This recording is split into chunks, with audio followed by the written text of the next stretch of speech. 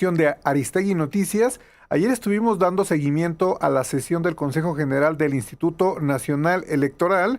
25 puntos tenían para definir, pero nos llamó la atención que antes de que todo esto iniciara, en la presentación de lo que iba a ser la agenda del día, se decidió retirar de la agenda de discusión del Instituto Nacional Electoral este asunto por el cual se fijarían reglas y parámetros para los procesos políticos que están realizando los partidos, esto que yo llamo pre-campañas. Ya lo vemos todos, aspirantes de los diferentes partidos, muy en particularmente de Morena, que es el que lo realiza de manera más abierta, pero de todos los partidos realizando eventos que podrían calificarse en algún ámbito como eventos anticipados. Y para hablar del tema tenemos en la línea a Carla Humphrey, que es una de las consejeras de este Consejo General del Instituto Nacional Electoral. Consejera, muy buenos días, bienvenida.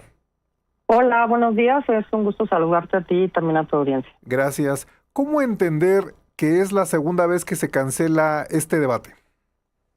Pues no es la segunda vez. Ya se había propuesto desde el mes de marzo, pues que teníamos que hacer pues estos lineamientos. Trabajamos en algunos, todas o la mayoría de las consejerías enviamos observaciones. Se puso en la mesa del Consejo General, no estoy segura de la fecha, pero por ahí del 25 de mayo. Luego se puso un proyecto alterno. El primero, pues yo lo voté a favor de aprobarlas con otros colegas, sin embargo no obtuvo mayoría. El otro proyecto, quien lo propuso lo retiró de la mesa, es decir que siguieron habiendo reuniones, más observaciones, etcétera, y pues 2 meses después, pues seguimos sin estos lineamientos. La verdad es que yo no comparto esta determinación. Quiero ser muy clara en una cosa, porque lo que se ha dicho es que el INE no está haciendo nada con estos procesos políticos que ya avaló el Tribunal Electoral, no en una ocasión, sino en 2 sentencias al menos, desde pues 2023. El INE ahora, en 2023, de cara al 2024, pues era responsable de la elección presidencial, del Senado de la República y de Cámara de Diputados y Diputadas. Hoy la elección, digamos, competencia del INE para determinar si hay actos anticipados de precampaña o pre-precampaña, solamente es para la Cámara de Diputados y Diputadas. ¿Qué quiero decir con esto? Las 17 gubernaturas, los congresos locales, las presidencias municipales, las alcaldías, etcétera, es competencia de los institutos estatales locales, no nuestra. Es decir, el INE no puede determinar un acto anticipado de precampaña o de campaña a nivel de una contienda electoral local. Eso lo ha dicho la Sala Superior en múltiples sentencias, que quien primero tiene que determinar que es un acto anticipado de precampaña o de campaña es la autoridad local, y después la autoridad federal entonces podría fiscalizar ese gasto como de campaña o de precampaña o anticipado, y por tanto sumarlo a estos topes de gasto que tenemos de precampaña y de campaña. Lo dejo en claro porque parecería que el INE es la única autoridad responsable, y bueno, frente a este debate de pues si los institutos electorales locales tendrían que desaparecer, quedarse, etcétera, pues creo que no hay que diluir las responsabilidades que se tienen localmente de las que nosotros tenemos federalmente. Lo que sí es responsabilidad completa, porque así lo dice la Constitución y exclusiva del Instituto Nacional Electoral, es la fiscalización de estos eventos, que el Tribunal Electoral también determinó que los procesos políticos internos serían en todo gasto ordinario y no de campaña, salvo que haya estas determinaciones de las autoridades locales de que son actos anticipados de precampaña o de campaña.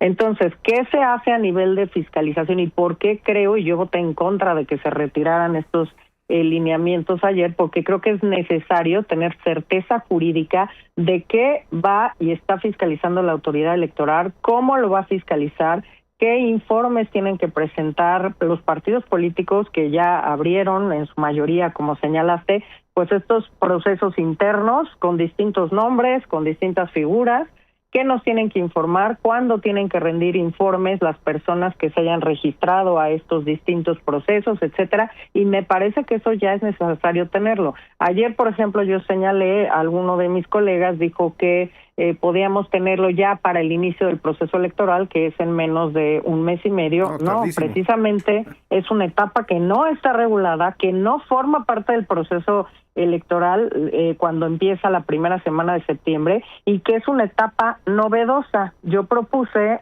en la serie de propuestas que presentamos a esta Comisión Presidencial de Reforma Electoral, pues que se regulara también este tema, pero bueno, no forma parte como tal del proceso electoral y por tanto es urgente que tengamos estas reglas. Y bueno, yo he apoyado pues con observaciones, con mi voto a favor en mayo, con mi voto en contra ayer de que se retirara este proyecto, y me parece que vamos tarde en darle incluso claridad no solo al órgano electoral, a los partidos políticos que por supuesto no les gustan estos lineamientos, y por supuesto pues a las personas que estén participando en este tipo de procesos internos, como así los llamó el propio Tribunal Electoral desde 2023. Sí, ahorita nos dijo, no le gustan a los partidos políticos estos lineamientos.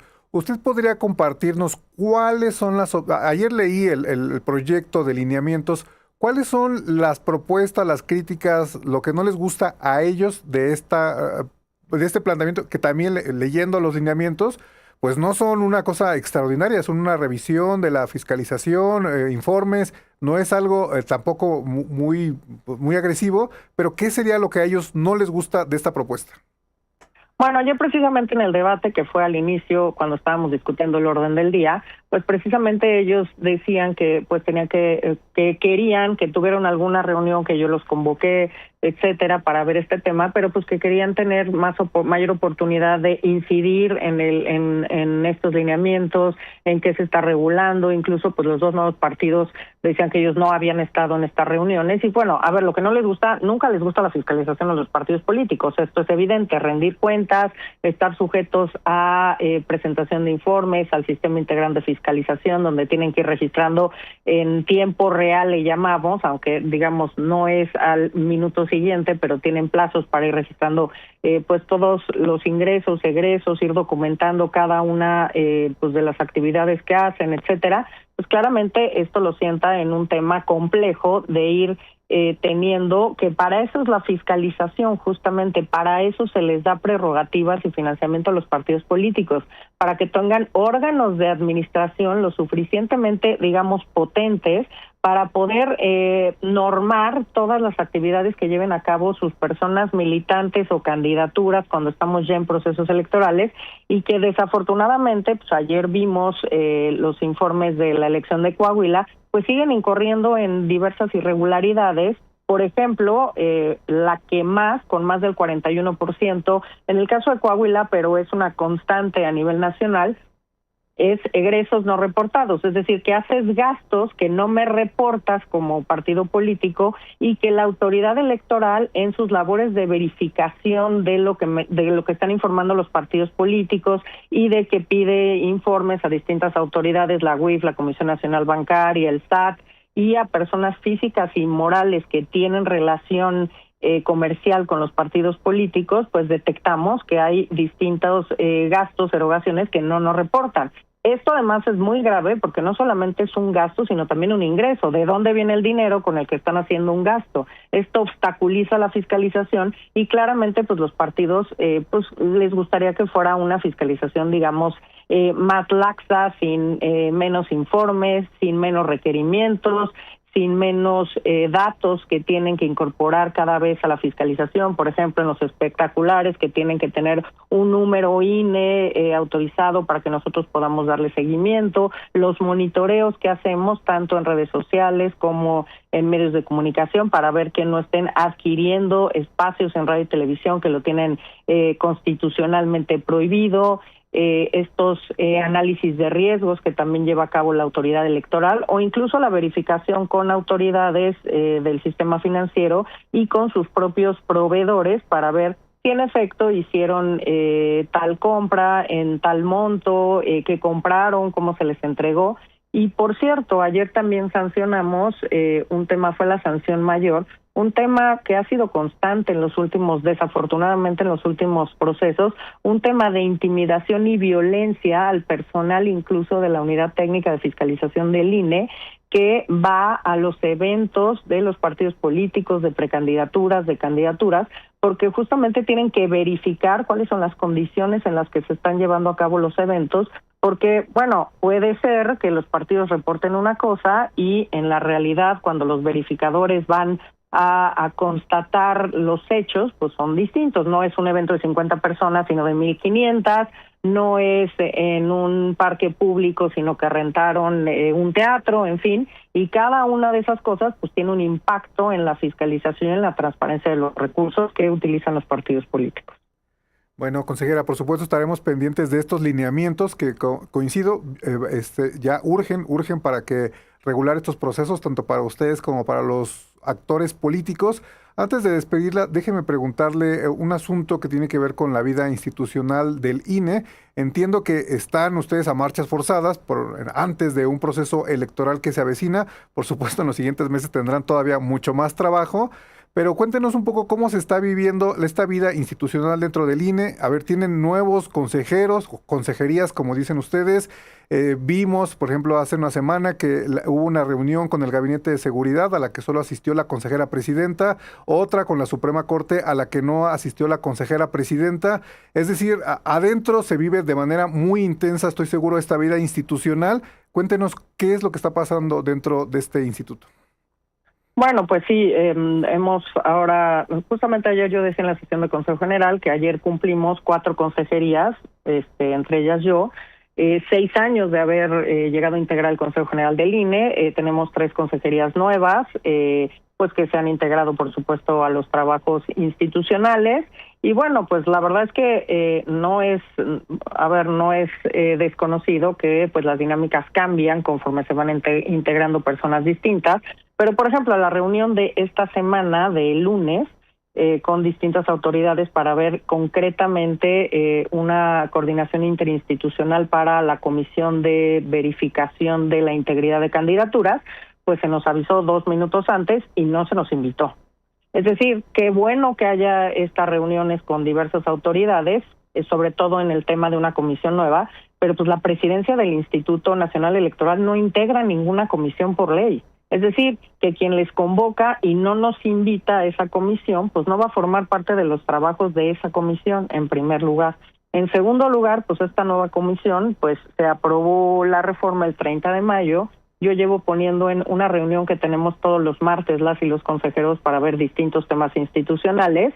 Desde el 9 de junio, el tema de que teníamos que ya abordar el tema de cómo integrar esa comisión, emitir lineamientos, qué dice la ley para regular cómo funciona la comisión, en qué plazos, cómo vamos a recibir, analizar e incluso entregar la información que recibamos por parte de los partidos políticos y de distintas autoridades, el tema de la confidencialidad de los datos. Y bueno, hasta hoy, 1 mes y medio después, no tenemos absolutamente nada de esta comisión. Entonces, estamos cada martes oigan, necesitamos que nos manden un proyecto de lineamientos. Nos lo enviaron el miércoles, muy preliminar, con una serie de deficiencias importantes. Quedamos de volverlo a ver el martes que viene, pero es como que cada vez una insistencia para tener los temas institucionales pues al punto. La propia reforma señala que esa comisión tiene que estar integrada, instalada y en funcionamiento antes del inicio del proceso electoral. Nosotros hemos hablado de que una posibilidad de tener esa sesión de inicio del proceso electoral sea el 10 de septiembre, puede cambiar, pero tiene que ser en los primeros días de septiembre. Y bueno, pues es evidente que pues para mí ya vamos tarde en esta delimitación. Por ejemplo, no tenemos un sistema informático para ver cómo va a llegar esa información, cómo se va a procesar, qué necesitamos pedirle a los partidos políticos que voluntariamente quieran entregar esta información, cuáles son los plazos en que las diversas autoridades con sus metodologías nos van a enviar la información que pidamos. Y aquí sí, la competencia también es nacional, es decir, es de todas las candidaturas federales y también las locales. Estamos en posibilidad de pedir información de todas las candidaturas, las precandidaturas, porque esto tiene que ser antes incluso de los registros que quieran hacer los partidos políticos de sus candidaturas. Entonces, todos esos plazos pues acortan los tiempos que tenemos para solicitar, para revisar e incluso para remitir a los partidos políticos. A mí no me gusta en ese sentido cómo quedó la norma, que potestativamente pueden decidir si postulan o no a sus candidaturas, aunque tengan un análisis de riesgos altos con actividades delictivas. Entonces, creo que hay mucho que hacer en esa comisión e institucionalmente, pues creo que nos estamos atrasando, porque aunque ya hubo esta primera reunión, pues ahí se entregó un documento, nos dijo la presidenta que les entregó un documento, mismo documento que nosotros, ella se ofreció a entregárnoslos, no hemos tampoco recibido, entonces digamos que pues no tenemos la misma información. Por otro lado, las razones por las que la presidenta no acudió al desayuno con la Corte, yo las desconozco, no tengo ni idea, no hubo no se nos compartió institucionalmente a las consejerías, supongo que algunas sí. Yo en particular no tuve esa información de por qué la presidenta se ausentó de esa reunión. Supongo que debe haber sido un tema personal que le impidió estar ahí, pero formalmente pues yo no tengo conocimiento de cuál es la razón por la que no asistió. Entonces, bueno, creo que somos consejerías 11, también pues estar todas unidas en algún momento pues también luego se complica, pero creo que hay mecanismos institucionales que podemos utilizar para tener mejor y mayor información todas y todos, y también ir destrabando temas institucionales como el de esta comisión, que me parece urgente, pues ya tomar con la seriedad que se debe y no reunión tras reunión ir pidiendo los documentos faltantes que ya hemos pedido yo en particular, semana tras semana tras semana tras semana. Entonces, pues en ese sentido yo espero que estemos a tiempo con el tema de esta comisión, y a tiempo con todos los documentos, no nada más instalada la comisión.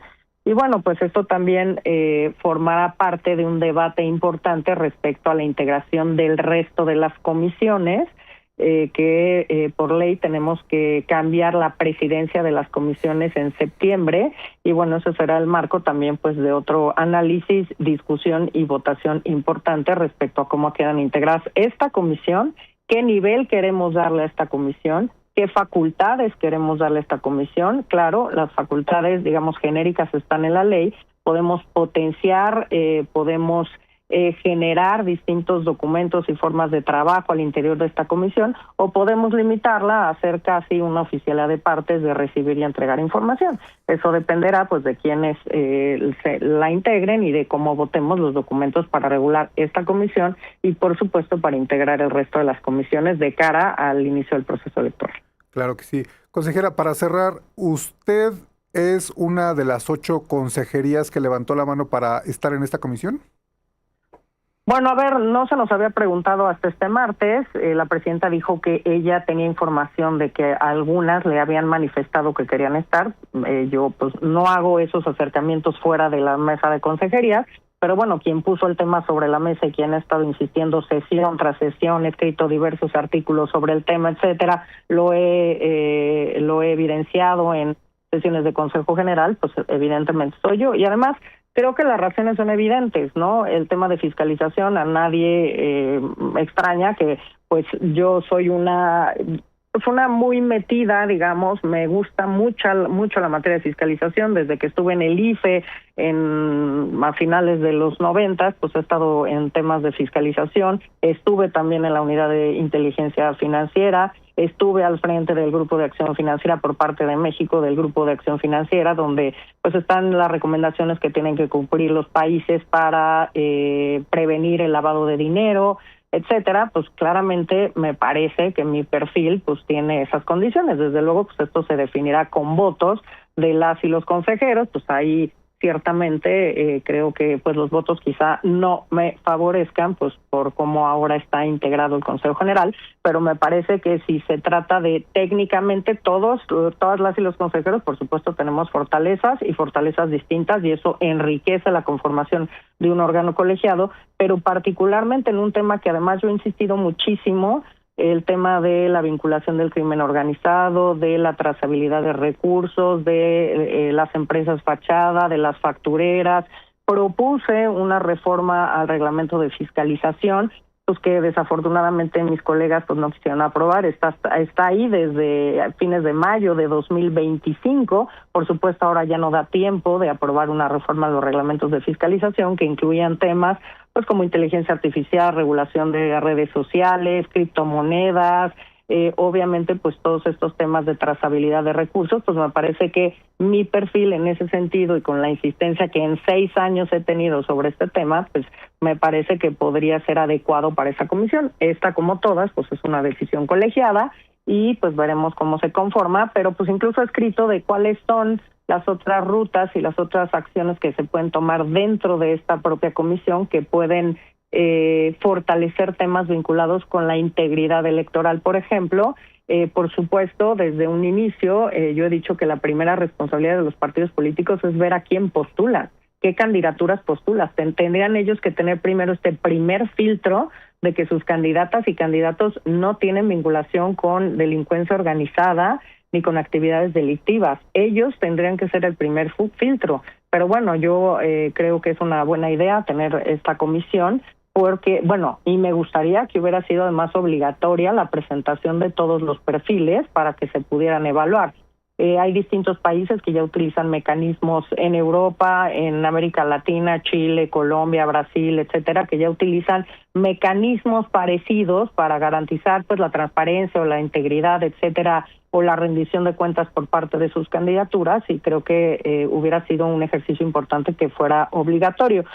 Otro dilema vamos a tener también en la verificación de las candidaturas, por ejemplo, al Poder Judicial, que yo voté incluso en contra pues de personas que se postularon a juzgadoras y que tenían claramente vínculos con delincuencia organizada, etcétera, y que afortunadamente después de verificaciones pudimos retirar, quitarles el registro de estas candidaturas y pues no otorgarles el triunfo, pero creo que también es un tema relevante porque ahora que ya se movió la elección del Poder Judicial a 2028, pues vamos a tener el proceso electoral del 26-27 que inicia en septiembre.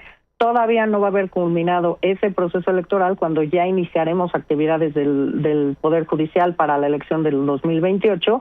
Y bueno, también es un tema relevante que no se ha tocado, que en los lineamientos muy preliminares que nos mandaron tampoco vienen, pero tendremos que también ver cuáles son los mecanismos para que los tres poderes en sus convocatorias para integrar el Poder Judicial precisamente pues tengan estos formatos para que las candidaturas que se inscriban autoricen que se les hagan estas revisiones respecto a la integridad de sus candidaturas. Pues ahí está Carla Humphrey. Se nos van a empalmar los procesos electorales, pero bueno, vamos paso a paso. Estaremos pendientes primero de los lineamientos para estas pre campañas y luego de estas comisiones que estarán integrándose en los siguientes meses. Carla Humphrey, consejera del INE, muchas gracias por haber estado con nosotros. Gracias por el espacio y por supuesto pues yo espero que en la siguiente sesión de Consejo General que tengamos podamos ya finalmente aprobar estos lineamientos. Gracias por el espacio, que tengan buen día. Gracias a Carla Humphrey. Y sí, urgen estos lineamientos y urgen que se integren ya estas comisiones para saber cómo será esta revisión en los siguientes meses